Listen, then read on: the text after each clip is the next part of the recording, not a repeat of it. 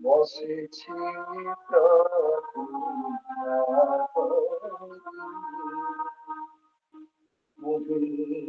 হৃদয় মন্দির কোথায় আসন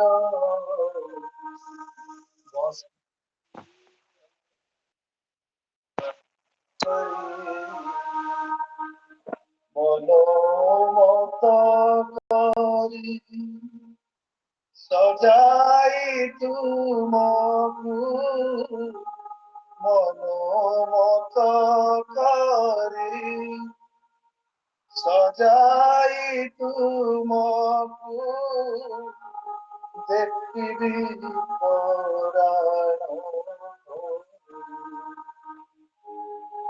দেখিবি পরাণ বসিছে প্রতীক্ষা বসিছে প্রতীক্ষা দেখিবি পরাণ বসিছে প্রতীক্ষা বাতিছি আসন বসিবে মন মোহন বাতিছি আসন বসিবে মন মোহন বাতিছি আসন চলিয়াছি আছি মাল যদি পরে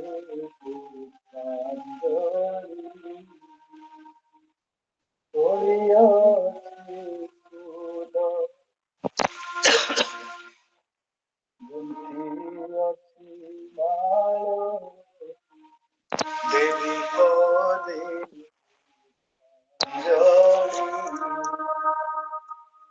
মোর বাঞ্ছিত চির প্রিয়তম মোর বাঞ্ছিত চির প্রিয়তম দিয়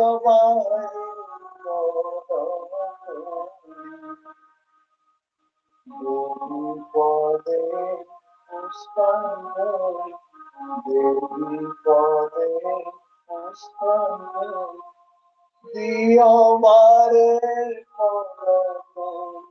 দেবী পদে পুষ্পাঞ্জলি করিয়াছি গদা ফুল পুজিবি পদ যুগল করিয়াছি গদা ফুল পুজিবি পদ যুগল করিয়াছি গদা ফুল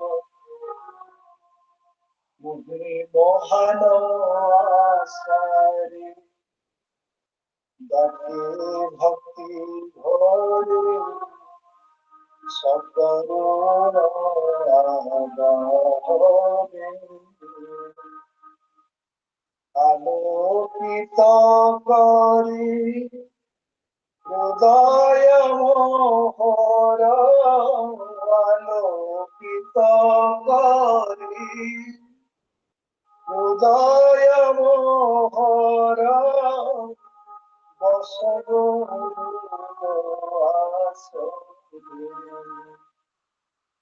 বসব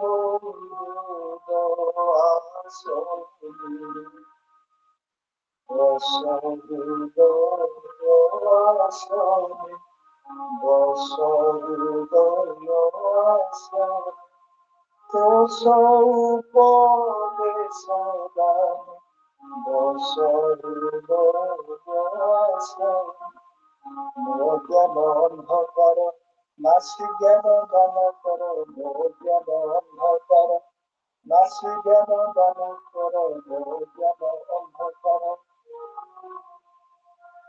অশ্রুধারি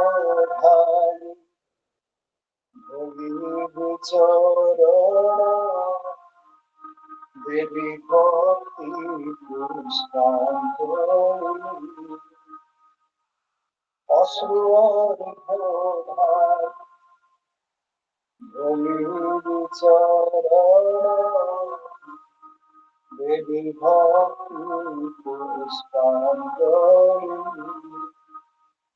অনুতাপে ভরা হৃদয় ভাব ধারা অনুতাপে ভরা হৃদয় ভাব ধারা দেবী শ্রী চরণে দেবী শ্রী চরণে অশ্রু জলে শ্রী চরণে অশ্রু জলে শ্রী চরণে ঝরিমু গরি অশ্রু জলে শ্রী চরণে ঝরিমু গরি অশ্রু জলে শ্রী চরণে দেবী ভক্তি পুষ্পাঞ্জলি অনুতাপ গন্ধ বলি দেবী ভক্তি পুষ্পাঞ্জলি অনুতাপ গন্ধ বলি দেবী ভক্তি পুষ্পাঞ্জলি আসো আসো হৃদয়র ধন ডাকে প্রাণে আশা ভরি আজি আসো আসো মোর ধন ডাকে প্রাণে আশা ভরি হৃদাসনে বসি পুরা বাসনা হৃদাসনে বসি পুরা বাসনা রহনা নিরাশ রহনা নিরাশ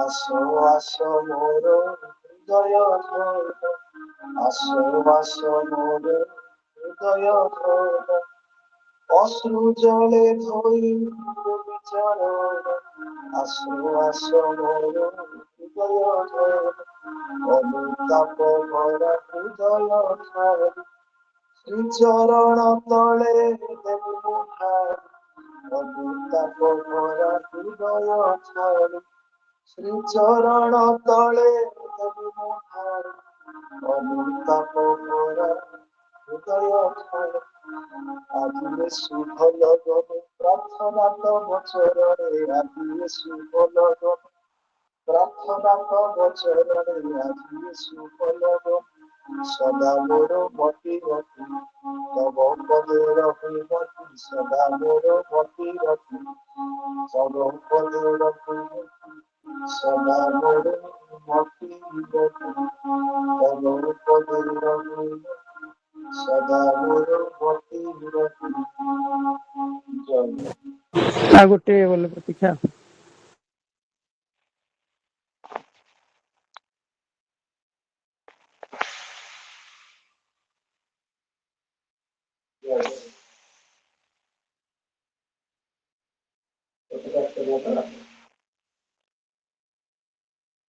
ଆଉ ଗୋଟେ ଛୋଟ ପ୍ରତୀକ୍ଷା ବୋଲେ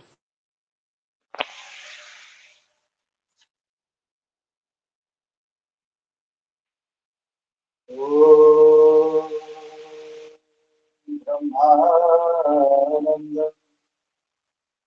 परम सुखदं केवलं ज्ञानमूर्तिं गंगातीतं गगनसदृशं तत्त्वमस्यादिलक्ष्यम् एकं नित्यं विमलमचलं सर्वधी शक्तिभूतं भावातीतं त्रिगुणरहितं सद्गुरुं तं नमामि। ॐ चैतन्यं शाश्वतं शान्तं व्यवातीतं निरञ्जनं बिन्दुनादकलातीतं तस्मै श्रीगुरवे नमः। गुरुब्रह्मा गुरुविष्णु गुरुदेवो महेश्वरः गुरुरेव परं ब्रह्म तस्मै श्रीगुरवे नमः। अज्ञानतिमिरान्धस्य ज्ञानाञ्जनशलाकया चक्षुरुन्मिलितं येन तस्मै श्रीगुरवे नमः। ज्ञानशक्तिसमारूढं तत्त्वमालाविभूषितं भुक्तिमुक्तिप्रदातारं तस्मै श्रीगुरवे नमः। सर्वश्रुतिशिरोरत्नं विराजितपदाम्बुजं वेदान्तं भुजसुरजाय तस्मै श्रीगुरवे नमः। अनेकजन्मसम्प्राप्त कर्मबन्धविदाहिने आत्मज्ञानप्रदानेन तस्मै श्रीगुरवे नमः। संसारवृक्षमारुढः पतन्ति नरकार्णवे येन मृतं इदं विश्वं तस्मै श्रीगुरवे नमः।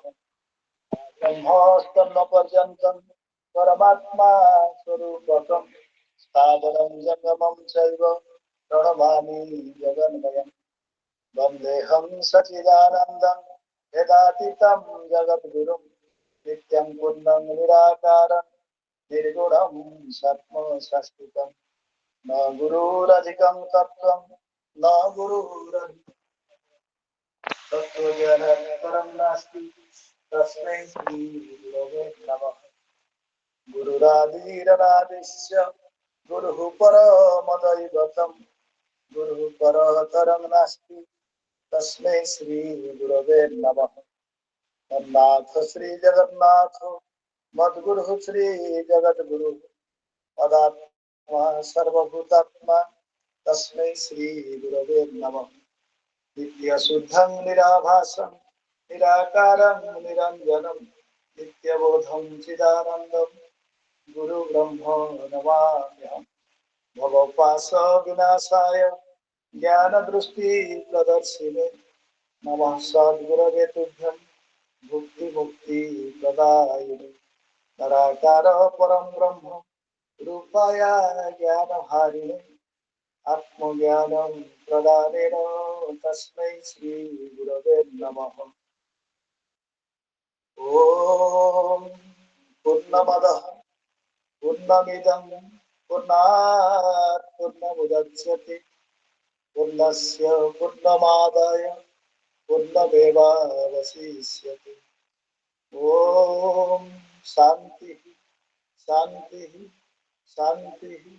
हरि ओम तत्सत्। जगद्भरं परिभ्रष्टं मात्राहीनश्च तद्भवेत् तत्सर्वं क्षम्यतां देव प्रसीद परमेश्वर। ध्यानमूलं गुरुमूर्तिं पूजामूलं गुरुपदं मन्त्रमूलं गुरुर्वाक्यं मोक्षमूलं गुरुः कृपा। त्वमेव माता च पिता त्वमेव बन्धुश्च सखा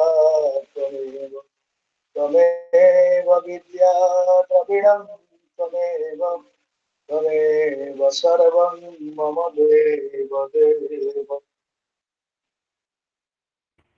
বন্দনা গান বন্দে শ্রী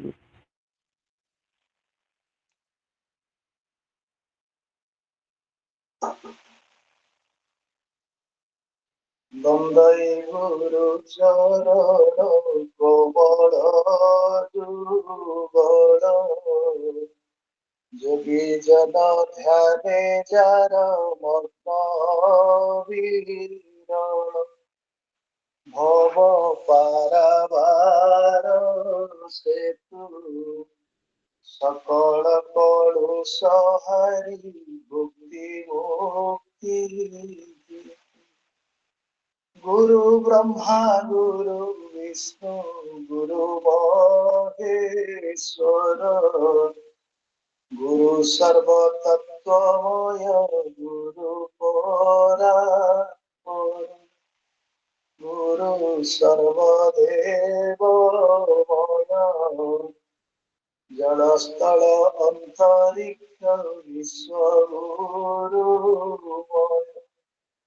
ध्यानातीत भावातीत नित्य निरंजन गुणातीत द्वंद्वातीत सत्य सनातन गुरु सदा साक्षी भूत बिंदुनाद कलातीत गुरु व्योमातीत गुरु हि सकल मंत्र गुरु सर्वयंत्र गुरु हि सकल तीर्थ गुरु सर्वव्रत गुरु इष्ट गुरु ब्रह्म गुरु विरहित कर्म स्वभावेय कर्म अज्ञान नाशक गुरु स्वरूप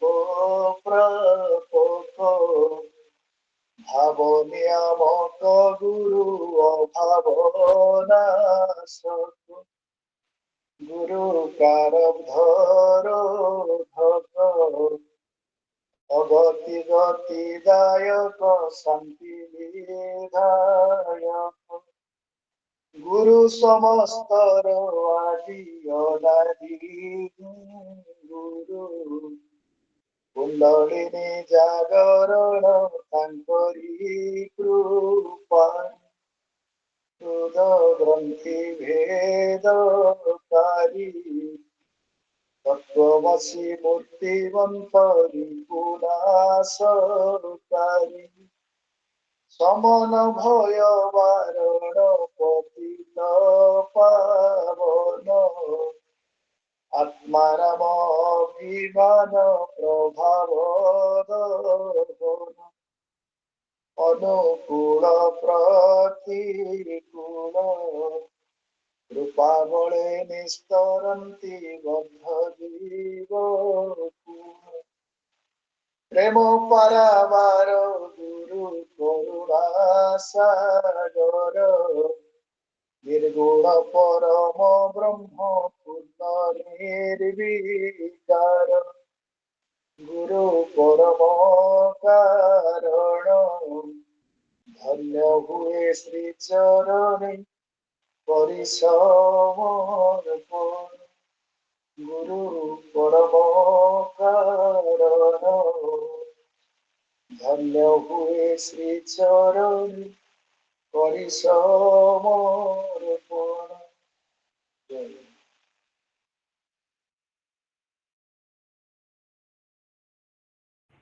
ଜୟ।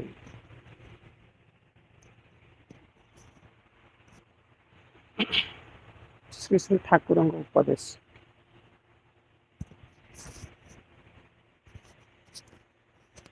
ଶ୍ରୀମନ୍ ମହାପ୍ରଭୁ ଚୈତନ୍ୟ ଦେବ ଯେଉଁ ଭକ୍ତି ଧର୍ମ ପ୍ରଚାର କରିଛନ୍ତି ତାହାର ଭିତ୍ତି ଦର୍ଶନ ଉପରେ ପ୍ରତିଷ୍ଠିତ। ଚୈତନ୍ୟ ଦେବ ପ୍ରଥମେ ଷଡ଼ଦର୍ଶନ ପାଠ କରି ତାପରେ ଭାଗବତ ପଢ଼ିଥିଲେ। ଭାଗବତ ପାଠ ପରେ ସେ ବୈଷ୍ଣବ ଧର୍ମ ପ୍ରଚାର କଲେ। ଭକ୍ତି 9 ପ୍ରକାର, ତାର 64 ପ୍ରକାର ଅଙ୍ଗ ଅଛି।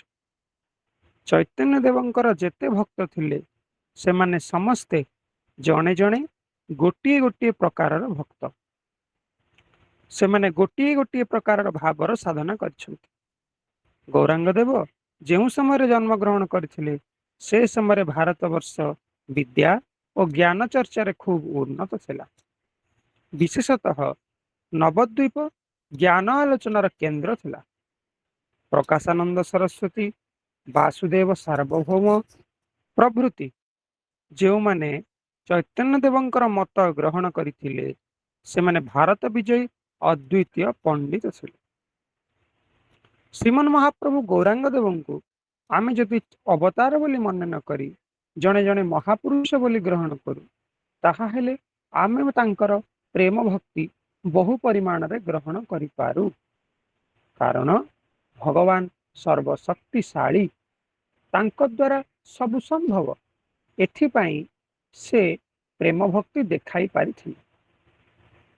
ଆମେ ସାଧାରଣ ମନୁଷ୍ୟ, ଆମମାନଙ୍କର ଏମିତି ପ୍ରେମ ଭକ୍ତି ହେବା ସମ୍ଭବ ନୁହେଁ, ଏଭଳି ଭାବିଲେ ଆମେ ହତାଶ ହୋଇପଡ଼ୁ। ଆମେ ଯଦି ତାଙ୍କୁ ଅବତାର ବୋଲି ଗ୍ରହଣ କରୁ, ତାହେଲେ ଆମର ଧାରଣା ହେବ କ'ଣ? ଭଗବାନ ସର୍ବଶକ୍ତିଶାଳୀ, ତାଙ୍କ ଦ୍ୱାରା ସବୁ ସମ୍ଭବ, ତେଣୁ ସେ ଏମିତି ପ୍ରେମ ଭକ୍ତି ଦେଖେଇଛନ୍ତି। ଆଉ ଆମେ ତ ସାଧାରଣ ମନୁଷ୍ୟ, ଆମମାନଙ୍କର ଏମିତି ପ୍ରେମ ଭକ୍ତି ହେବା ସମ୍ଭବ ନୁହେଁ। କିନ୍ତୁ ପୁଣି ଆମେ ଯଦି ମନେ କରୁ ସେ ତ ମନୁଷ୍ୟ ଓ ଆମେ ମଧ୍ୟ ମନୁଷ୍ୟ, ଯଦି ତାଙ୍କର ଏପରି ହୋଇପାରେ ଆମର ନ ହେବ ବା କାହିଁକି?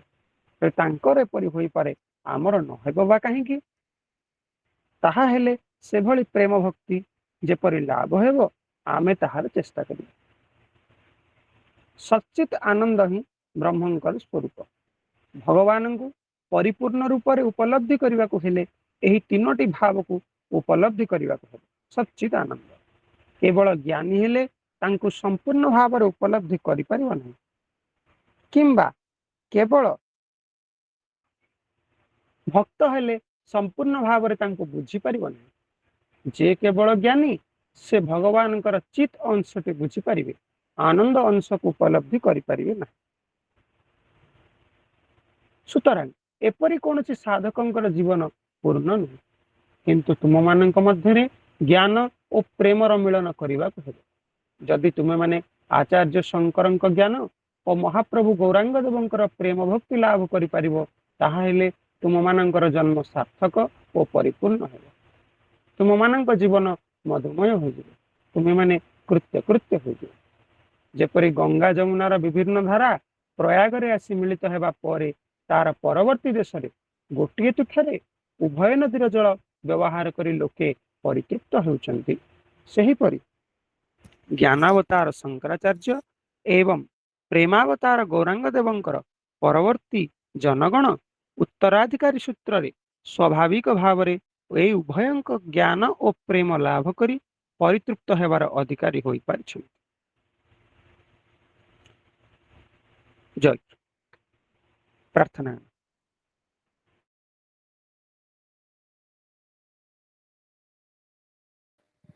ଜୟ।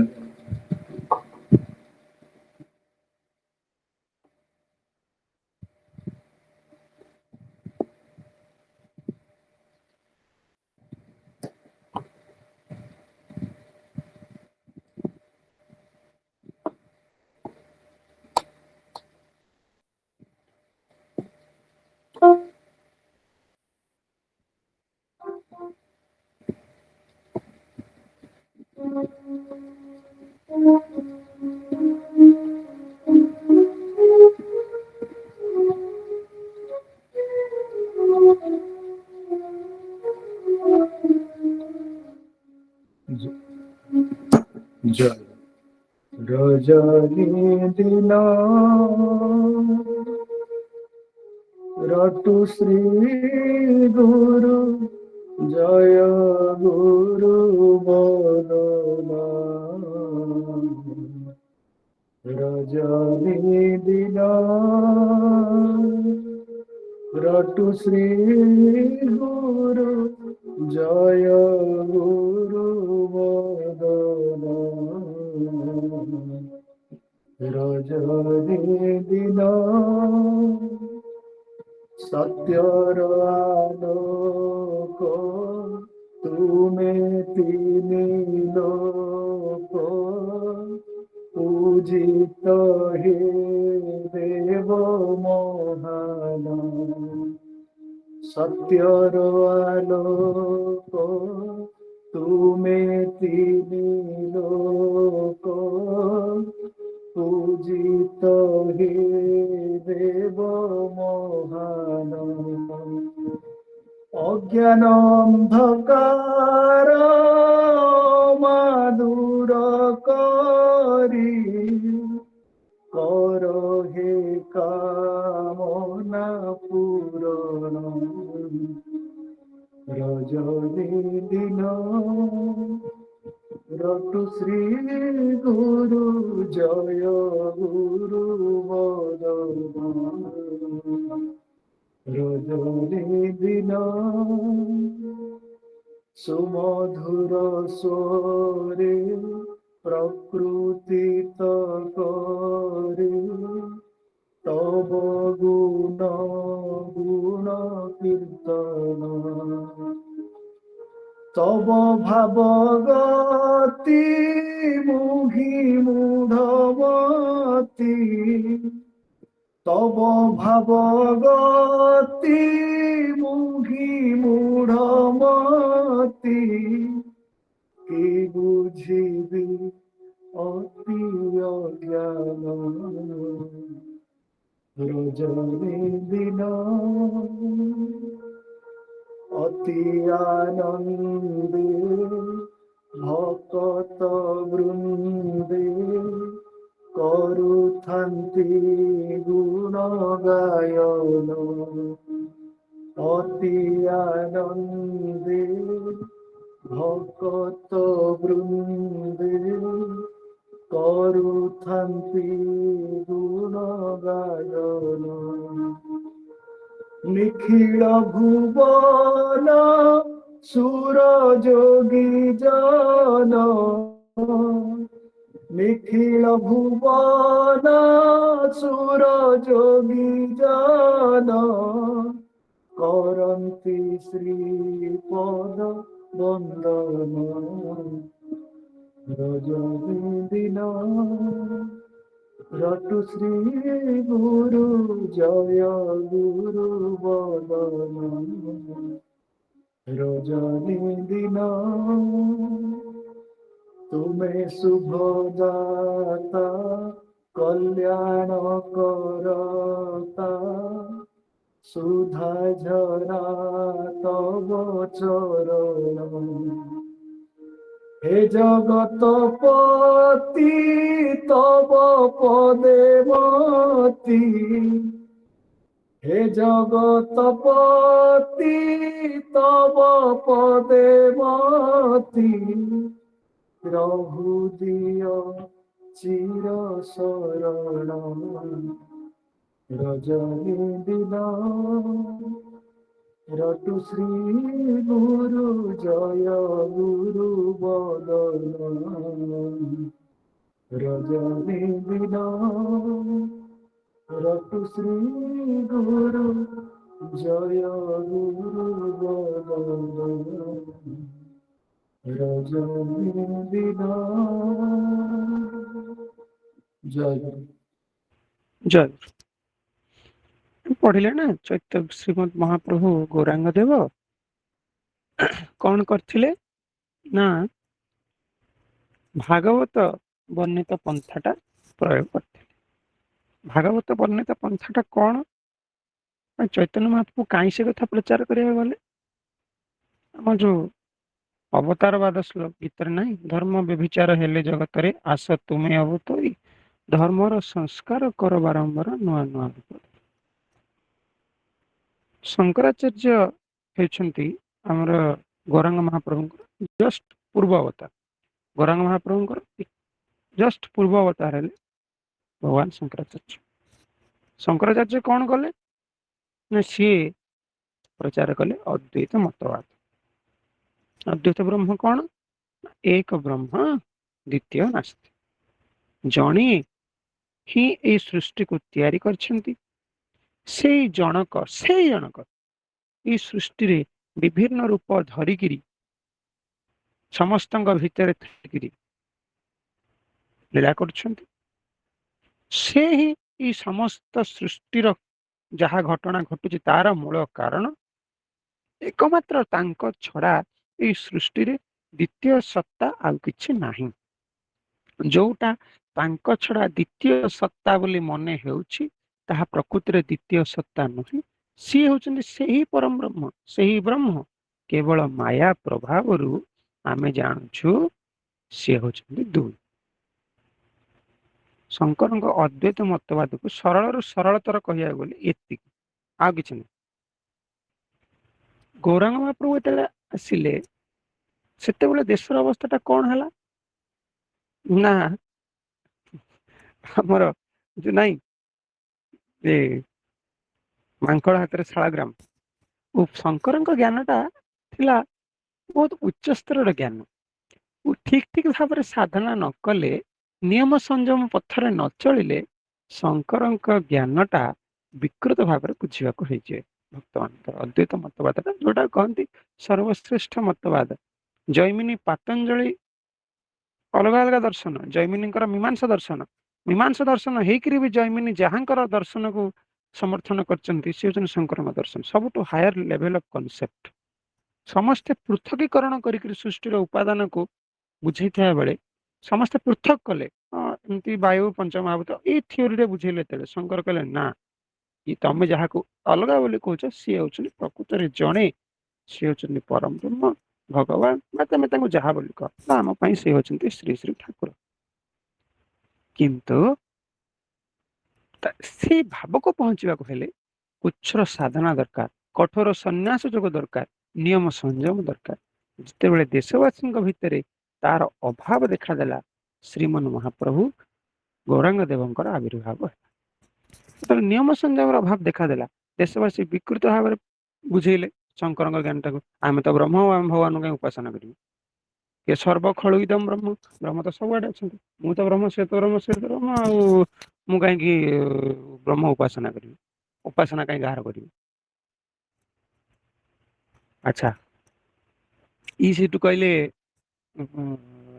କଣ ନା ମଣିଷ ମଣିଷକୁ ମାଇଲା, କାହିଁ ମାଇଲୁ ନା ବ୍ରହ୍ମ ବ୍ରହ୍ମକୁ ମାଇଲା, ଆଉ ପାପ କଣ ହେଲା? ଏମିତି ଦେଶରେ ପରସ୍ପର ଏବଂ ସେଇ ଯୋଉ ଗୋଟେ କ୍ଷୁଦ୍ର ଜ୍ଞାନକୁ ଆୟତ୍ତ କରି ପରସ୍ପର ଭିତରେ ହିଂସା, କଳହ, ଦ୍ୱେଷ, ତମେ ବ୍ରହ୍ମ ସିଏ ବ୍ରହ୍ମ, ତାହେଲେ ବ୍ରହ୍ମ ବ୍ରହ୍ମଙ୍କ ଭିତରେ ବିବାଦ ହବା କଥା ନୁହେଁ।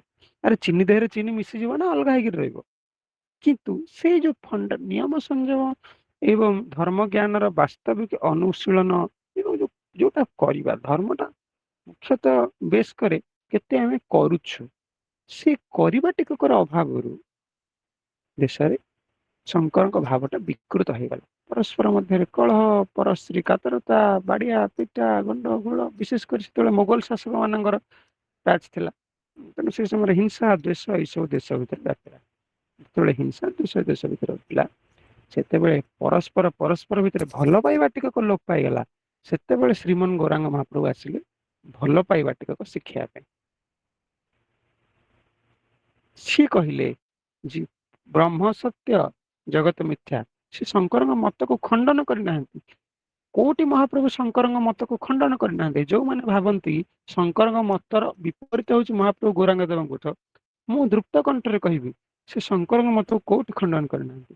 ଶଙ୍କରଙ୍କ ମତକୁ, ଶଙ୍କରଙ୍କ ଫିଲୋସଫିକୁ, ଶଙ୍କରଙ୍କ ଯୋଉ ଅଦ୍ୱୈତ ବେଦାନ୍ତ ଦର୍ଶନ ବା ଉତ୍ତର ମୀମାଂସା ଦର୍ଶନ, ୟାକୁ ଦେଶବାସୀ ଯୋଉ ଭୁଲ ଭାବରେ ଇଣ୍ଟରପ୍ରିଟ କରିଥିଲେ, ତାକୁ ଗୌରାଙ୍ଗ ମହାପ୍ରଭୁ ଠିକ ଭାବରେ ଇଣ୍ଟରପ୍ରିଟ କରି ବୁଝେଇଲେ। ସେ କହିଲେ ଜୀବ ବ୍ରହ୍ମ ସତ୍ୟ, କିନ୍ତୁ ସୁନା ଆଉ ଖାଦ ମିଶା ସୁନା। ଭଗବାନ ହେଉଛନ୍ତି ପ୍ରକୃତ ସୁନା, ଖାଦ ହୀନ ସୁନା, ଆଉ ଜୀବ ହଉଛି ଖାଦ ମିଶା ସୁନା। ଖାଦ ବିହୀନ ସୁନା ଆଉ ଖାଦ ମିଶା ସୁନା, ଏହା ଭିତରେ କଣ ଫରକ ନାହିଁ? ନା ହଁ ଅଛି। ନା ସେମିତି ଜୀବ ଆଉ ବ୍ରହ୍ମଙ୍କ ଭିତରେ ସେତିକି ଫରକ। ଜୀବ ହଉଛନ୍ତି ବ୍ରହ୍ମ ସତ୍ୟ, ବ୍ରହ୍ମ ହିଁ ଜୀବ ରୂପରେ ପ୍ରତିଭାତ ହେଇଛନ୍ତି ସତ୍ୟ, କିନ୍ତୁ ଜୀବ ବ୍ରହ୍ମ ଯଦି ସୁନା ହୁଅନ୍ତି, ଇଏ ହଉଛି ଖାଣ୍ଟି ସୁନା ହେଲେ ଇଏ ହଉଛନ୍ତି ଖାଦ ମିଶା ସୁନା। ଜୀବ କୃଷ୍ଣେର ନିତ୍ୟ ଦାସ, ଇତି ଭୁଲେ ଗେଲ, ସେହି କ୍ଷଣି ମାୟା ରାକ୍ଷସୀ ଗଲାଏ ବାନ୍ଧିଲ। ଜୀବ କୃଷ୍ଣେର ନିତ୍ୟ ଦାସ, ଇତି ଭୁଲେ ଗେଲ, ସେହି କ୍ଷଣି ମାୟା ରାକ୍ଷସୀ ତାକେ ଗଲାଏ ବାନ୍ଧିଲ। ଜୀବ କୃଷ୍ଣଙ୍କର ନିତ୍ୟ ଦାସ, ଏଇଟା ଯୋଉଦିନ ଭୁଲି ଯାଏ ଜୀବ, ସିଏ ତାଙ୍କର ସେବକ, ସିଏ ତାଙ୍କର ଅଂଶ, ଯୋଉଦିନ ଏ କଥାଟା ଭୁଲିଯାଏ ସେଇଦିନ ମାୟା ରାକ୍ଷସୀ ତାକୁ ଗଳାରେ ବାନ୍ଧେ। ଆଉ ମହାପ୍ରଭୁ କହିଲେ କଣ ନା, ଆରେ ବ୍ରହ୍ମ ବ୍ରହ୍ମ କହୁଛଟି, ଜୀବ ଯେତେବେଳେ ଖାଦ ମିଶା ସୁନା ଆଉ ବ୍ରହ୍ମ ହଉଛନ୍ତି ବା ଭଗବାନ ହଉଛନ୍ତି ଖାଣ୍ଟି ସୁନା, ତାହେଲେ ନିଶ୍ଚୟ ଭଗବାନ ବା ବ୍ରହ୍ମ ହଉଛନ୍ତି ସୁପେରିୟର ଏଣ୍ଟିଟି ବା ଊର୍ଦ୍ଧ୍ୱତର ସତ୍ତା, ଟିକେ ଉପରେ ରହିବେ ସେ, ଯେହେତୁ ଖାଣ୍ଟି ସୁନା। ଆମେ ଦୋକାନକୁ ଯାଇଛେ, ଆଗ ଖାଣ୍ଟି ସୁନା କିଣିବା ଆଗ ଭଲ ସୁନା କିଣିବା? ଆଗ ଭଲ ସୁନାଟା କିଣିବା ନା, ଖାଣ୍ଟି ସୁନାଟା ଆଗ ଖାଣ୍ଟି ସୁନାଟା କିଣିବା ନା, ତାପରେ ଖାଦ ମିଶା ସୁନାଟା ଦେଖିବା ପଇସା ପତ୍ରକୁ ଦେଖିକିରି। ସେମିତି ତାହେଲେ କଣ ଶ୍ରେଷ୍ଠ? ଖାଣ୍ଟି ସୁନାଟା ଶ୍ରେଷ୍ଠ। ସେମିତି ଜୀବ ଆଉ ବ୍ରହ୍ମ ଭିତରେ ଜୀବ ବ୍ରହ୍ମ ଏକ ହେଲେ ହେଁ, ଯେହେତୁ ବ୍ରହ୍ମ ବା ଭଗବାନ ହଉଛନ୍ତି ଖାଣ୍ଟି ସୁନା, ସିଏ ହଉଛନ୍ତି ଶ୍ରେଷ୍ଠ। ତେବେ ଜୀବ କଣ କଲେ ଖାଣ୍ଟି ସୁନା ହବ? ନା ସେଇ ବ୍ରହ୍ମଙ୍କର ଜ୍ଞାନଟାକୁ ବୁଝିକିରି, ବ୍ରହ୍ମକୁ ବୁଝିକିରି, ବ୍ରହ୍ମକୁ ଜାଣିକିରି ତାଙ୍କର ସେବା ନିରତ ହବ। ଅର୍ଥାତ୍ ଶଙ୍କରାଚାର୍ଯ୍ୟ ଜୀବକୁ ସେ କଣ ତାକୁ ଆଇଡେଣ୍ଟିଫାଏ କରିଦେଲେ। ଯେମିତି ଜଣେ ଡାକ୍ତର ମେଡିକାଲ କଲେଜକୁ ଗଲେ ସେ ଡାକ୍ତରୀ ପଢେ। ମେଡିକାଲ କଲେଜରେ ଯୋଉ ଡାକ୍ତର ବା ଟିଚର ମାନେ ଥାଆନ୍ତି, ସେ ତାକୁ ପାଠ ପଢେଇକିରି ତାକୁ ବନେଇଦେଲେ ତୁ ଗୋଟେ ଡାକ୍ତର। କିନ୍ତୁ ସେ କେମିତି ଟ୍ରିଟମେଣ୍ଟ କରିବ ସେଇଟା ଶିଖେ ତାର ଗାଇଡ ଠୁ ବା ଟ୍ରେନର ଠୁ ବା ଯାହା ଅଣ୍ଡରରେ ସେ ଇଣ୍ଟର୍ନସିପ କରେ, ନା ନାଇଁ? ଜଣେ ଆଇଏଏସ୍ ଅଫିସର, ସିଏ ଆମର ଓପିଏସସି ଦେଇକିରି ସେ ହେଇଗଲା ଆଇଏଏସ୍, କିନ୍ତୁ ତାପରେ ବି ତାକୁ ବର୍ଷେ ଟ୍ରେନିଂରେ ଯିବାକୁ ପଡେ। କିନ୍ତୁ ଆଇଏଏସ୍ ହେଇକିରି କରିବୁ କଣ? ଆଇଏଏସ୍ ହେଇକି କଣ ଜୋତା ସଫା କରିବୁ? ନା ଆଇଏଏସ୍ ହେଇକିରି ଚୁଲି ପୋଛିବୁ? ନା ଆଇଏଏସ୍ ହେଇକିରି ରୋଷେଇ କରିବୁ? ଆଇଏଏସ୍ ହେଇକିରି ତୁ ଏଇ କାମ କରିବୁ, ସେଇଟା ହଉଛି ତାର ଟ୍ରେନିଂ। ଯେମିତି ସେମିତି ଶଙ୍କର କହିଲେ ଜୀବକୁ ତାର ସ୍ୱରୂପଟା ଦେଇଦେଲେ, ତୁ ହଉଛୁ ବ୍ରହ୍ମ। କିନ୍ତୁ ମହାପ୍ରଭୁ କହିଲେ ବ୍ରହ୍ମ ହେଇକିରି ତୁ କରିବୁ କଣ? ତୁ ବ୍ରହ୍ମ ହେଇଗଲେ ତ ଖାଲି ବସିଗଲେ ହବନି, ନିଶ୍ଚେଷ୍ଟ ହେଇକିରି ବ୍ରହ୍ମ ହେଇ ତୁ କରିବୁ କଣ? ନା ସେଇ ସଚ୍ଚିଦାନନ୍ଦ ବ୍ରହ୍ମଙ୍କୁ ଘଟେ ଘଟେ ଉପଲବ୍ଧି କରି ତାଙ୍କର ସେବା କରିବୁ। ସେଇ ଗୋଟାକ ହଉଛି ଭାଗବତ ବର୍ଣ୍ଣିତ ପନ୍ଥା। ଭାଗବତ ବର୍ଣ୍ଣିତ ପନ୍ଥାକୁ ମହାପ୍ରଭୁ ହିଁ ଜଗତକୁ ପ୍ରଦାନ କରେ। କଣ ଭାଗବତ ବର୍ଣ୍ଣିତ ପନ୍ଥା? ନା ଭାଗବତରେ ଦୁଇ ପ୍ରକାର ଭାବ ଅଛି, ଗୋଟେ ଐଶ୍ୱର୍ଯ୍ୟ ଭାବ ଆଉ ଗୋଟେ ମାଧୁର୍ଯ୍ୟ ଭାବ। ଭଗବାନ ସର୍ବଶକ୍ତିମାନ, ତେଣୁ ପ୍ରାକୃତିକ ପ୍ରତ୍ୟେକ ପଦାର୍ଥ ମଧ୍ୟରେ ତାଙ୍କର ଐଶ୍ୱର୍ଯ୍ୟ ଭାବର ସ୍ଫୁରଣ ହୁଏ। ଆଉ ତାଙ୍କ ଅପାର୍ଥିବ ଗୁଣର ଯେଉଁ ଆକର୍ଷଣୀ ଶକ୍ତି ରହିଛି ତାକୁ କୁହାଯାଏ ମାଧୁର୍ଯ୍ୟ ଭାବ। ଗୀତାରେ ଶ୍ରୀ ଭଗବାନଙ୍କର ଐଶ୍ୱର୍ଯ୍ୟ ଭାବର ପରିପୂର୍ଣ୍ଣ ବିକାଶ ହୋଇଛି ଏବଂ ଭାଗବତରେ ତାଙ୍କର ମାଧୁର୍ଯ୍ୟ ଭାବର ପରିପ୍ରକାଶ ଘଟିଛି। କୁରୁକ୍ଷେତ୍ର ଯୁଦ୍ଧ ସମୟରେ ଅର୍ଜୁନ ଶ୍ରୀକୃଷ୍ଣଙ୍କୁ ଜଣେ ସାଧାରଣ ମାନବ ଜ୍ଞାନରେ ସୁଖ ପାଉଥିଲେ। ପରେ ତାଙ୍କର ବିଶ୍ୱରୂପ ଦର୍ଶନ କରି ତାଙ୍କୁ ଅନନ୍ତ ଐଶ୍ୱର୍ଯ୍ୟଶାଳୀ ବୋଲି ଜାଣି ତାଙ୍କ ଶ୍ରୀଚରଣରେ ପ୍ରଣତ ହୋଇଥିଲେ। ତେଣୁ ଗୀତା ବର୍ଣ୍ଣିତ ଭଗବତ ମହିମା ଐଶ୍ୱର୍ଯ୍ୟ ଭାବର ଉଦାହରଣ। ଐଶ୍ୱର୍ଯ୍ୟ ଭାବର ସାଧନାରେ ଶ୍ରୀ ଭଗବାନଙ୍କୁ ମାନବ ଠାରୁ ସ୍ୱତନ୍ତ୍ର ଆସନରେ ସ୍ଥାପନ କରାଯାଇଛି। ସେହି ଭଗବାନଙ୍କର ଶକ୍ତି ତୁଳନାରେ ମାନବର ଶକ୍ତି କ୍ଷୁଦ୍ରାତ୍ ଅପି କ୍ଷୁଦ୍ର, କ୍ଷୁଦ୍ର ଠାରୁ ବି ଆହୁରି କ୍ଷୁଦ୍ର। ଜଗତର ବିଭିନ୍ନ ସମ୍ପ୍ରଦାୟ ମଧ୍ୟରେ ଶ୍ରୀ ଭଗବାନଙ୍କର ଏହି ଐଶ୍ୱର୍ଯ୍ୟ ଭାବର ସାଧନା ପ୍ରଚଳିତ ଅଛି, କିନ୍ତୁ ଶ୍ରୀମଦ୍ ଭାଗବତରେ ଶ୍ରୀ ଭଗବାନଙ୍କର ମାଧୁର୍ଯ୍ୟ ଭାବର ସାଧନା ଅଭିନବ ପ୍ରଣାଳୀରେ ବିବୃତ ହୋଇଛି। ଏହି ସାଧନ ପଦ୍ଧତି ଅନୁସାରେ ଜଗତପତିଙ୍କୁ ମନୁଷ୍ୟ ଭାବରେ ଭଜନ କରାଯାଏ। ଏଥିପାଇଁ ଭାଗବତ ବର୍ଣ୍ଣିତ ଭଗବତ ମହିମା ମାଧୁର୍ଯ୍ୟ ଭାବର ଉଦାହରଣ। ଭଗବାନଙ୍କୁ କିପରି ଆପଣାର ବୋଲି ଭାବି ଭଜନ କରାଯାଏ, ବର୍ତ୍ତମାନ ତାହା ହେଉଛି ଭାଗବତ ବର୍ଣ୍ଣିତ ପନ୍ଥା। ଜଣେ ସଂଘକୁ ଆଇଲା, ସେ ଦେଖିଲା ଠାକୁର ଏମିତି ସଜା ହେଇଛନ୍ତି, ରୌପ୍ୟ ମୁକୁଟ ପିନ୍ଧିଛନ୍ତି, ରୌପ୍ୟ ପାଦୁକା ପାଦରେ ପିନ୍ଧିଛନ୍ତି, ହାର ମୁକ୍ତା ମାଳରେ ସଜ୍ଜିତ ହୋଇଛନ୍ତି, ସୁସଜ୍ଜିତ ପୁଷ୍ପ ସିଂହାସନରେ ବସିଛନ୍ତି। ଏଇ ଯୋଉଟା ଐଶ୍ୱର୍ଯ୍ୟଟା, ଏଇ ଗୋଟାକ ହେଲା। ତାପରେ ସେ ସଂଘକୁ ଆକୃଷ୍ଟ ହେଇକିରି ଆସିକି ଠାକୁରଙ୍କ ସଂଘରେ ଯୋଗ ଦେଇକିରି ଠାକୁରଙ୍କ ସେବା କରୁଛି, ତାହେଲେ ସେଇଟା ହେଲା ଐଶ୍ୱର୍ଯ୍ୟ ଭାବ। ବା ଆମ ଭିତରେ ଯଦି ସେଇ ଗୋଟାକ ଦେଖିକିରି ଆମେ ଆକୃଷ୍ଟ ହେଇକି ଠାକୁରଙ୍କ ସେବା କରୁଥାଉ, ସେଇଟା ହଉଛି ଐଶ୍ୱର୍ଯ୍ୟ ଭାବ। ଆଉ ଜଣେ ଭକ୍ତ ଆସିଲା, ସେ ବି ସେଇ କଥା ଦେଖିଲା। ସେ କଣ କହିଲା, ଆଲୋ ଆଲୋ ମୋ ଠାକୁର କେଡେ ସୁନ୍ଦର ଦେଖାଯାଉଛନ୍ତି, ମୋ ଠାକୁର କେଡେ ସୁନ୍ଦର ଦେଖାଯାଉଛନ୍ତି। ସେ ଯୋଉ ମୋ ଠାକୁର, ତାଙ୍କୁ ଆପଣାର କରିକି ଯୋଉ କଥାଟା, ସିଏ ତମର ସେଇ ଭାବନାଟା ରଖିକିରି ଯୋଉ କଥାଟା ସେ କହିଲା, ସିଏ ହଉଛି ମାଧୁର୍ଯ୍ୟ ଭାବ। ଆଇଲା ଫୁଲ ଟିକେ ମୋ ଠାକୁରଙ୍କୁ ଆଣି ଟିକେ ସଜେଇ ଦିଏ, ମୋ ଠାକୁରଙ୍କୁ ଟିକେ ଆଜି ସଜେଇ ଦିଏ। এইটা হলো ମାଧୁର୍ଯ୍ୟ ଭାବ। ଐଶ୍ୱର୍ଯ୍ୟ ଭାବଟା ହେଲା ତାଙ୍କର ବାହ୍ୟ ସମ୍ପଦକୁ ଦେଖିକିରି, ବାହାରେ ଯୋଉଟା ଦେଖାଯାଉଛି ତାକୁ ଦେଖିକିରି ତାଙ୍କ ସେବା କରିବା ହଉଛି ଐଶ୍ୱର୍ଯ୍ୟ ଭାବ। ଆଉ ମାଧୁର୍ଯ୍ୟ ଭାବଟା କଣ?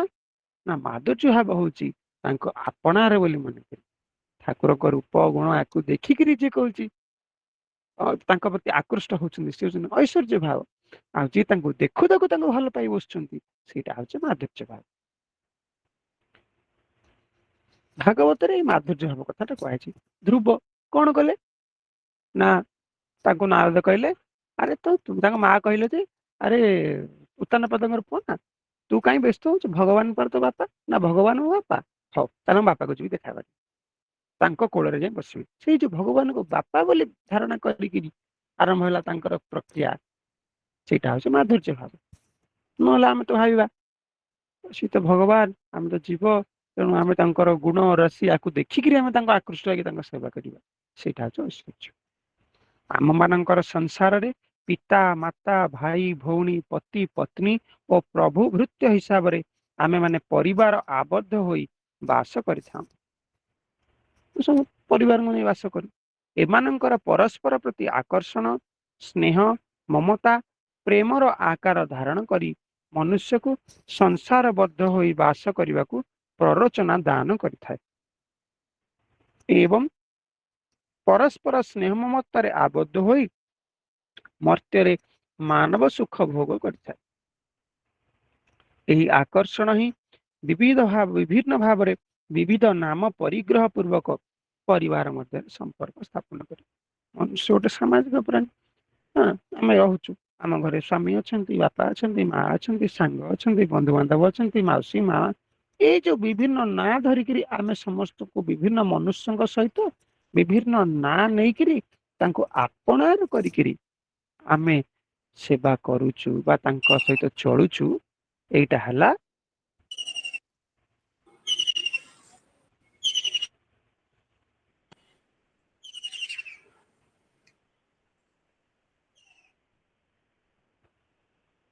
ଏଇ ଗୋଟାକ ହେଲା ଆମର ସାଂସାରିକ ସ୍ନେହ। ଏହି ଆକର୍ଷଣ ବିବିଧ ଭାବରେ ବିବିଧ ନାମ ପରିଗ୍ରହ ପୂର୍ବକ ଆବଦ୍ଧ କରେ। ମୁଁ ଯେତେବେଳେ ଜନ୍ମ ହେଲି, କି ମୋ ତପନ ଯେତେବେଳେ ଜନ୍ମ ହେଲି, ଯଦି ତାଙ୍କୁ ସିଏ କୋଉଠୁ ଗୋଟେ ହଠାତ୍ ଆସିକି ତାଙ୍କୁ ରାସ୍ତା ଉପରେ ଥୋଇ ଦେଇଥାନ୍ତା, ତାଙ୍କୁ ଯିଏ ପାଳିଥାନ୍ତା, ଯିଏ ନେଇକିରି ପାଳିଥାନ୍ତା, ସିଏ ତାଙ୍କ ବାପା ମା ହେଇଥାନ୍ତେ।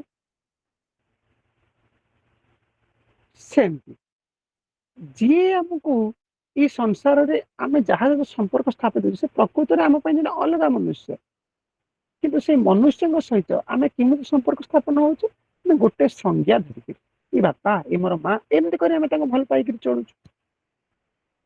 ବ୍ୟକ୍ତି ବିଶେଷ ମଧ୍ୟରେ ଯାବତୀୟ ସମ୍ପର୍କ ସାଧାରଣତଃ ଦାସ୍ୟ, ସଖ୍ୟ, ବାତ୍ସଲ୍ୟ ମଧ୍ୟରେ। ଦାସ୍ୟଟା କଣ ନା ଯେତେବେଳେ ଆମେ ବାପା ମାଙ୍କର ସେବା କରୁଛୁ, ତାହା ହଉଛି ଦାସ୍ୟ ଭାବରେ ସେବା। ଯେତେବେଳେ ଆମେ ସାଙ୍ଗସାଥି ମାନଙ୍କ ସହିତ ଚଳୁଛୁ, ଭାଇ ଭଉଣୀ ମାନଙ୍କ ସହିତ ଚଳୁଛୁ, ସେତେବେଳେ ସଖ୍ୟ ଭାବରେ ସାଧନ। ବାତ୍ସଲ୍ୟ ଆମ ବାପାର ପୁଅ ପ୍ରତି ସ୍ନେହ, ପୁଅର ବାପା ପ୍ରତି ସ୍ନେହ, ମାର ପୁଅ ପ୍ରତି ସ୍ନେହ, ପୁଅର ମା ପ୍ରତି ସ୍ନେହ, ଏଇଟା ହେଲା ବାତ୍ସଲ୍ୟ। ଆଉ ମଧୁର କଣ ନା ମଧୁର ହଉଛି ଆମର ପତି ପତ୍ନୀଙ୍କ ଭିତରେ ସ୍ନେହ ହଉଛି, ଏଟା ହଉଛି ମଧୁର। ଏମିତି ପଞ୍ଚ ଭାଗରେ ଏଇ ଅର୍ଥ। ପରିବାର ସମ୍ବନ୍ଧରେ ଆବଦ୍ଧ ହୋଇ ବାସ କରିବା ଜୀବର ସ୍ୱଭାବ ସିଦ୍ଧ ପ୍ରକୃତି। ପରିବାର ମଧ୍ୟରେ ବାସ କରିବା ଜୀବର ହଉଛି ସ୍ୱଭାବ ସିଦ୍ଧ ପ୍ରକୃତି। ତେଣୁ ଏହି ଭାବରେ ଶ୍ରୀ ଭଗବାନଙ୍କୁ ପ୍ରଭୁ, ପୁତ୍ର, ସଖା ଅଥବା ସ୍ୱାମୀ ଭାବରେ ଭଜନ କରିପାରିଲେ ଅତି ସହଜରେ ତାଙ୍କ ସାନ୍ନିଧ୍ୟ ଲାଭ ହୋଇପାରେ। ପରିବାର ମଧ୍ୟରେ ବାସ କରିବା ସହଜ, ମହାପ୍ରଭୁ ସେଇ କଥାଟା କହିଲେ। ସେ ଗୋଟିଏ ସୂତ୍ରରେ ସାରା ଦେଶର ସମସ୍ୟାଟାକୁ ସମାଧାନ କରିଦେଲେ। କଣ ସମାଧାନ କଲେ? ସେ ଦେଖିଲେ ପରିବାର ଭିତରେ କଳହ, ମଣିଷ ଭିତରେ ବାଡିଆ ପିଟା, ନା ନାଇଁ, ସେ ସେଇ କଥାଟାକୁ ବୁଲେଇ ଦେଲେ।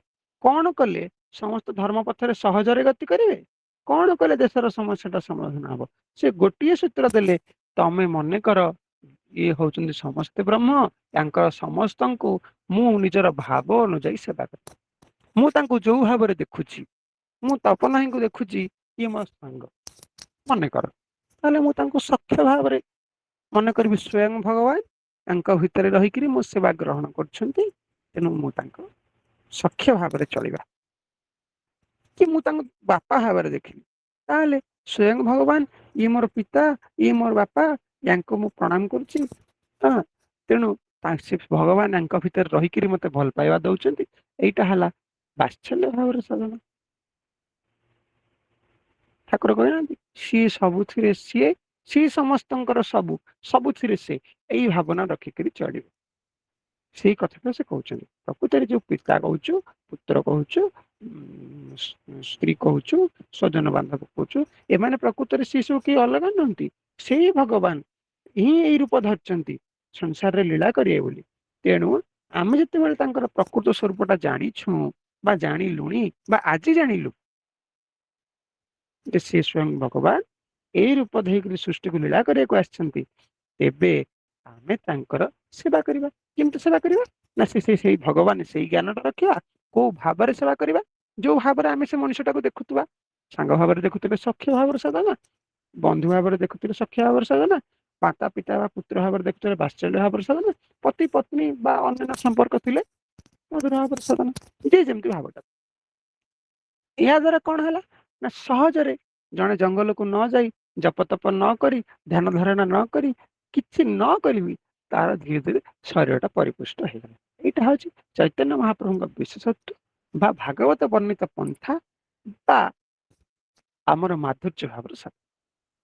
ଭଗବାନଙ୍କ ସହିତ ପାର୍ଥିବ ସମ୍ବନ୍ଧ ଏଇଭଳିଆ ଯୋଉ ଜ୍ଞାନରେ, ଭଗବାନଙ୍କ ସହିତ ଏଇଭଳିଆ ଯୋଉ ଜ୍ଞାନରେ ପାର୍ଥିବ ସମ୍ବନ୍ଧ ସ୍ଥାପନ କଲେ, ସେହି ଅଭିପ୍ସ ମୂର୍ତ୍ତିରେ ଭକ୍ତଙ୍କ ସହିତ ଲୀଳା କରନ୍ତି। ଅଭିପ୍ସ ମୂର୍ତ୍ତିରେ ଭକ୍ତ କଣ ଲୀଳା କରନ୍ତି? ଠାକୁରଙ୍କର ଯୋଉ ଅବସ୍ଥାଟା ହେଲା, ପତ୍ନୀଙ୍କୁ ପାଇବାକୁ ଯାଇକି ଠାକୁର କଣ କଲେ? ଘର ଛାଡ଼ିଲେ, ତପସ୍ୟା କଲେ, ଆଣିଲେ, ଯାହା କଲେ, ସେଥିରେ ଭଗବାନ କୋଉ ମୂର୍ତ୍ତିରେ, ତାଙ୍କ ଜଗତ ଜନନୀ କୋଉ ମୂର୍ତ୍ତିରେ ଦେଖାଦେଲେ? ସେ ତାଙ୍କ ସ୍ତ୍ରୀ, ଠିକ ଅଛି, ତଥାପି କୋଉ ମୂର୍ତ୍ତିରେ ଆସିଲେ? ସେ ସୁଧାଂଶୁଳା ମୂର୍ତ୍ତିରେ ଆସିଲେ ନା ତାରା ମୂର୍ତ୍ତିରେ ଆଇଲେ କି? ସେଇ କଥାଟା ସେ କହୁଛନ୍ତି। ଭଗବାନଙ୍କ ସହିତ ପାର୍ଥିବ ସମ୍ବନ୍ଧ ସ୍ଥାପନ କଲେ ସେ ସେଇ ଅଭିପ୍ସ ମୂର୍ତ୍ତିରେ, ସେଇ ମୂର୍ତ୍ତିରେ ଯୋଉ ମୂର୍ତ୍ତିରେ ତମେ ତାଙ୍କୁ ସେବା କରିଛ, ସେଇ ମୂର୍ତ୍ତିରେ ଭକ୍ତଙ୍କ ସହିତ ଲୀଳା କରନ୍ତି। ଜୟ ପ୍ରାର୍ଥନା। ଜୟ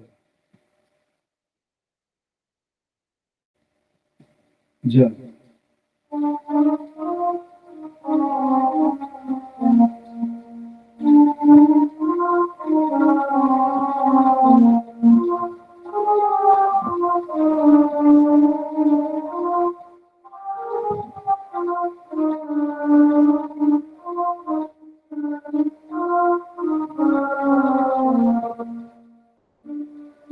खोजी देखो सारा संसार,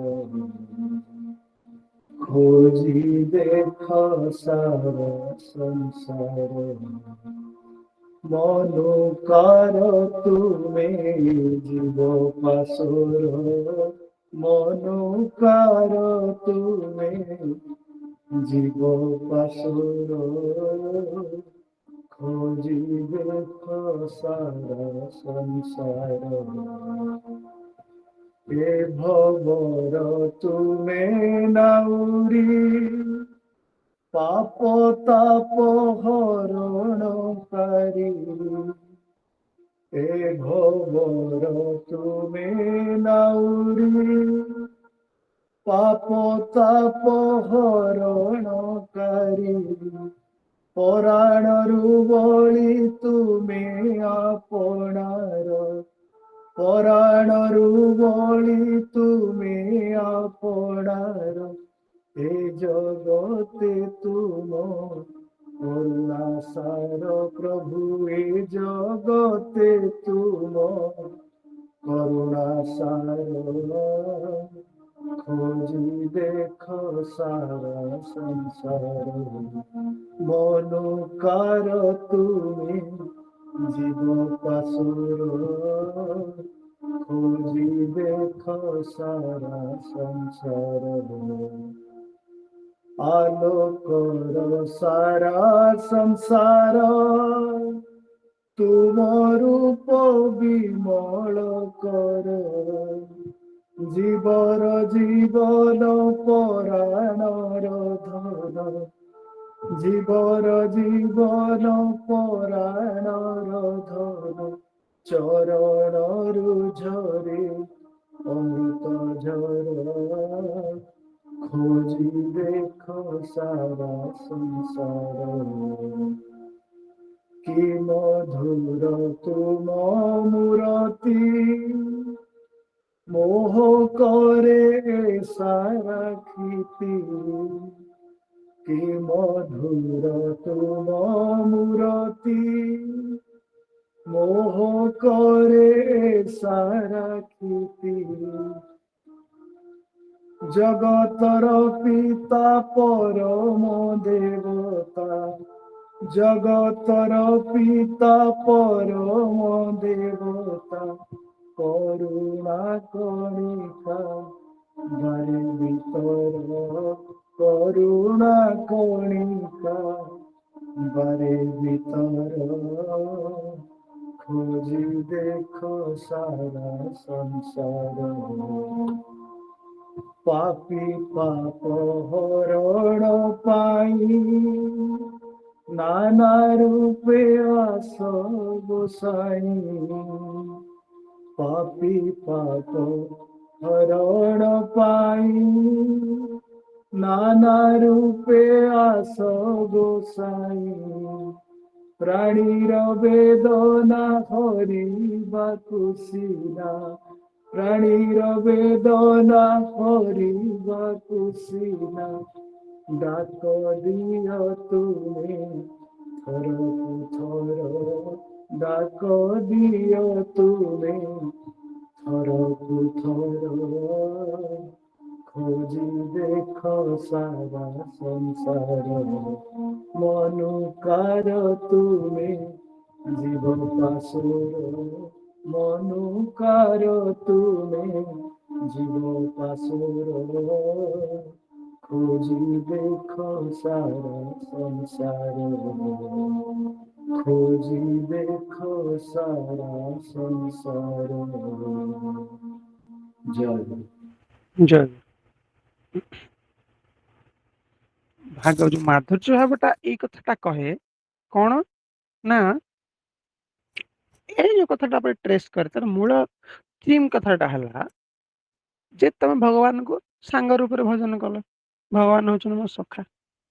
ଭଗବାନଙ୍କୁ ସାଙ୍ଗ ରୂପରେ ଭଜନ କଲେ ତାଙ୍କୁ ଭଲ କରି ଗଣ୍ଡେ ଖାଇବାକୁ ଦେଲ, ତମ ସାଙ୍ଗଟା ଯେତେବେଳେ ଘରକୁ ଆସିଲା ତାକୁ ଦୁଦୁରୁ ମାର ମାର କରୁଛ, ସେ କଥାଟା ଚଳିବନି।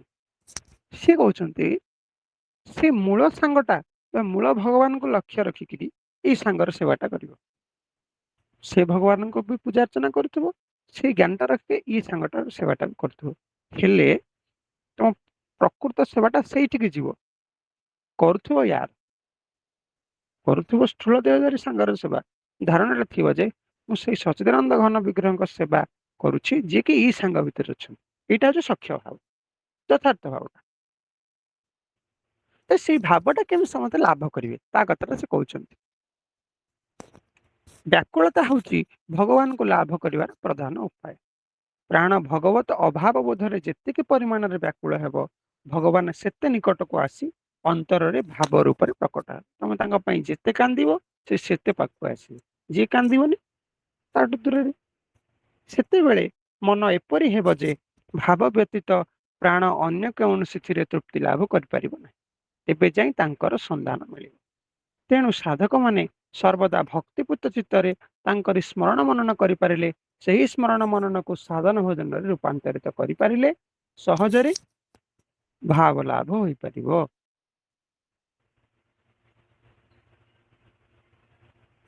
ଶୁଦ୍ଧ ଚିତ୍ତରେ ଭାବ ନିର୍ମଳ ଆନନ୍ଦ ରୂପରେ ଫୁଟି ଉଠେ। ଯାହା ଶୁଦ୍ଧ ନିର୍ମଳ ତାହା ଜଗତରେ ସୁନ୍ଦର। ଚିତ୍ରଟା ଯେତେବେଳେ ଶୁଦ୍ଧ ହବ, ମନ ଯେତେବେଳେ ଶୁଦ୍ଧ ସତ୍ତ୍ୱ ଭାବାପନ୍ନ ଥାଏ, ସେତେବେଳେ ସେଥିରେ ସେଇ ଅବ୍ୟକ୍ତ ମଧୁର ଚିର ସୁନ୍ଦରଙ୍କର ରୂପ ଫୁଟି ଉଠେ। ତେଣୁ ସାଧନାର ପ୍ରଥମରୁ ଚିତ୍ତ ଶୁଦ୍ଧି କରିବା କଥା କୁହାଯାଇଛି। ଯାହାଙ୍କର ଚିତ୍ତ ସୂର୍ଯ୍ୟ ଆଲୋକ ପରି ସ୍ୱଚ୍ଛ ଶୁଦ୍ଧ, ସେ ବିଶ୍ୱର ସର୍ବତ୍ର ଭାବ ରୂପରେ ଶ୍ରୀ ଭଗବାନଙ୍କୁ ଦର୍ଶନ କରିଥାନ୍ତି। ସେ ସବୁଠି ଭଗବାନଙ୍କୁ ଦର୍ଶନ କରିକିରି ତାଙ୍କ ସେବା କରିବା ପାଇଁ ସମର୍ଥ ହୁଅନ୍ତି। ତେଣୁ ଭାବ ଲାଭ ନିମିତ୍ତ କେହି କେବେ ହେଲେ ଇଚ୍ଛା କଲେ ତାଙ୍କୁ ହିଁ ସୁଖ ପାଇବାକୁ ହେବ, କେବଳ ତାଙ୍କୁ ସୁଖ ପାଇବାକୁ ହେବ।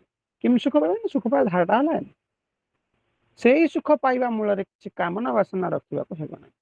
ସେଇ ଆମେ ତାଙ୍କର, ସେ ଆମର, ଆମେ ତାଙ୍କର।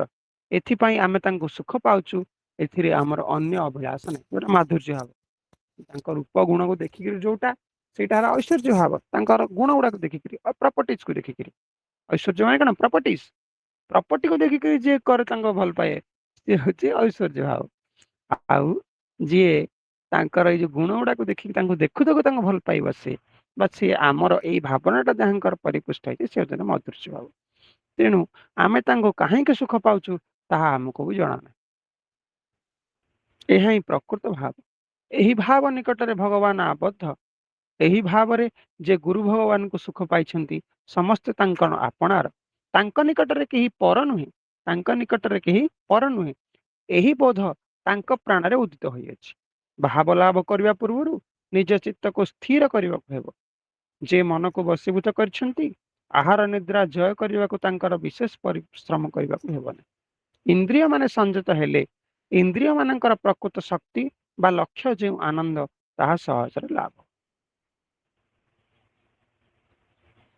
ସେବକମାନେ ମନେ ରଖିବେ, ଭଗବାନ ଭକ୍ତମାନଙ୍କର ଭକ୍ତି ଡୋରିରେ ହିଁ ଆବଦ୍ଧ।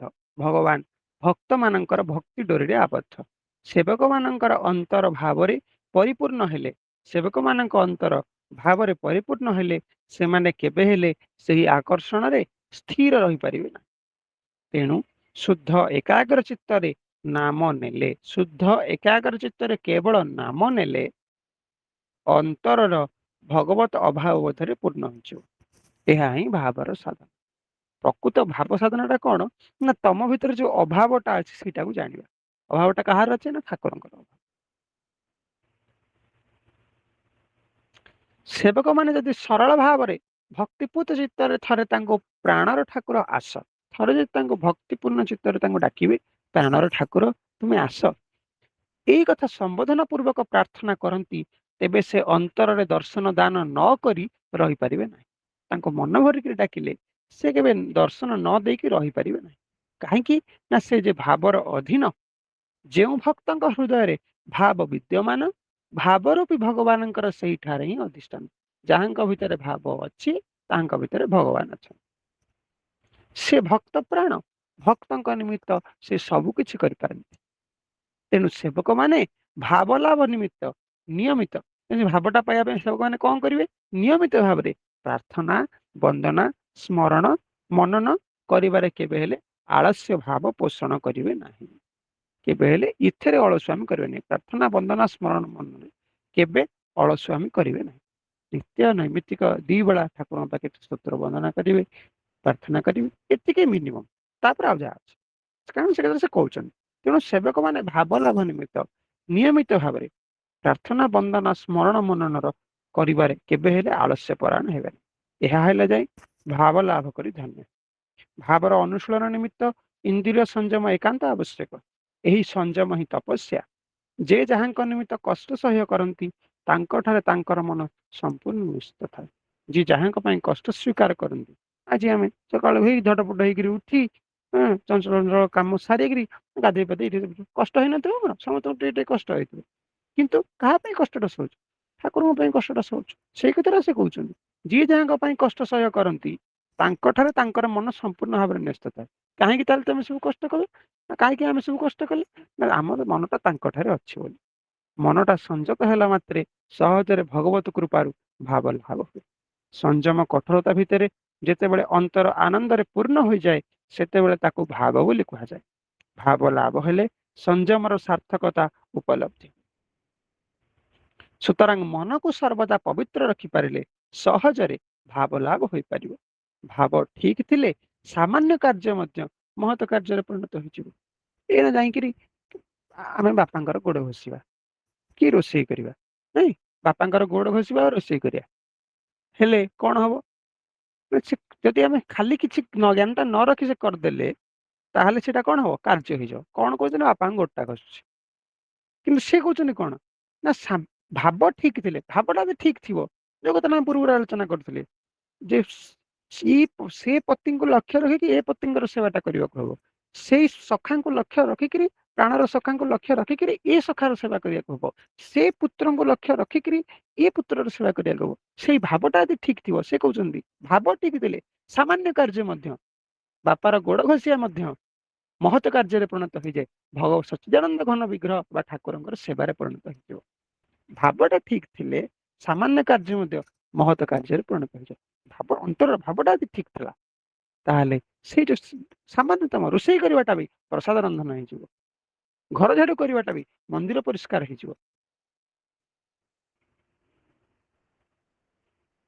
ନିଜର ଅଙ୍ଗ ସଜେଇବାଟା ତାଙ୍କୁ ସଜେଇବା ହେଇଯିବ, ବା ଅନ୍ୟ କାହାକୁ ସଜେଇ ଦେବାଟା ଭଗବାନଙ୍କର ଶୃଙ୍ଗାର କରିବା ହେଇଯିବ। କେବଳ କଣ ସେ କହୁଛନ୍ତି ଭାବଟା ଠିକ ଥିବ। ଭାବଟା ଠିକ ଥିବାକୁ ସେ କଣ କରିବେ? ତାହେଲେ କେମିତି କଲେ ସେ ଭାବଟା ଲାଭ ହବ? ସେ କହୁଛନ୍ତି ନିୟମିତ ଭାବରେ ପ୍ରାର୍ଥନା, ବନ୍ଦନା, ସ୍ମରଣ, ମନନ, ଏଇ ଚାରିଟା ଜିନିଷରେ କି ଅଭାବ, ଆଳସ୍ୟ ପରାୟଣ ହେବାନି। ମିନିମମ୍ ଏଇଟି କଥା ପ୍ରତ୍ୟେକ ଦିନ କରିଗଲେ, କାହିଁକି ଏତେ କଥା ପ୍ରତ୍ୟେକ ଦିନ କରିବ? ଏଇଟା ଠାକୁରଙ୍କ ଆଦେଶ। ସେ ପରା କହିଛନ୍ତି ପ୍ରତି ଗୃହ ସଂସ୍ଥାପିତ ଗୁରୁଙ୍କ ଆସନ ସକାଳେ ସନ୍ଧ୍ୟାରେ କରି ପୂଜନ ଅର୍ଚ୍ଚନା, ସେ କହିଛନ୍ତି।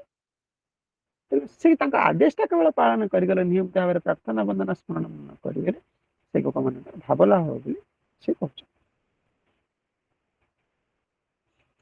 ହଉ, ଆମର ଶେଷ ଗାନଟି କରିବା, ତାପରେ ନିମନ୍ତ୍ରଣ ତୁଟି ବିଚୁଟି। ଜୟ ଜୟ।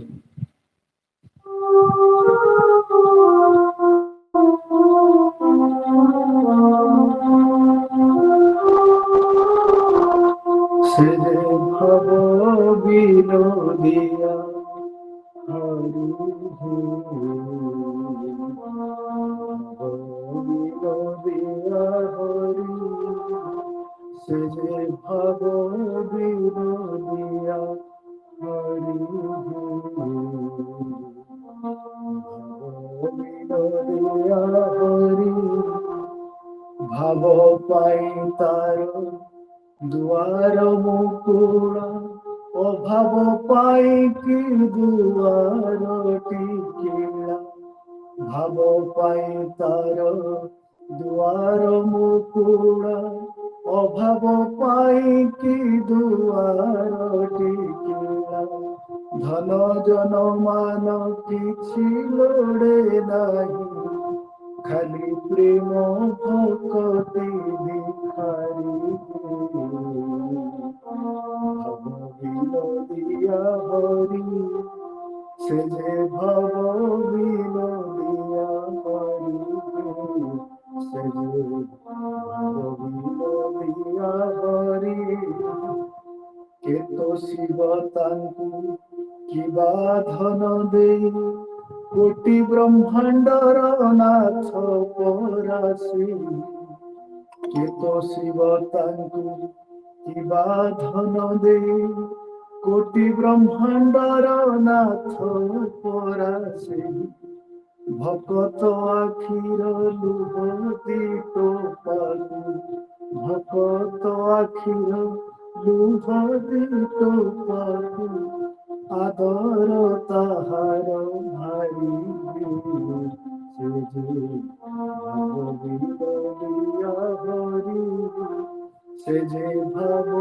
विनोदिया हरि से भाव विनोदिया हरि तार पाशे छार हेम सिंहासन से खोजु थाई मन बृंदावन तार पाशे छार हेम सिंहासन से खोजु थाई मन बृंदावन भक्ति पीरति गढ़ासलरे भक्ति पीरति गढ़ासलरे हसे खेले मन हरि से विनोदिया हरि से भाव विनोदिया हरि से भाव विनोदिया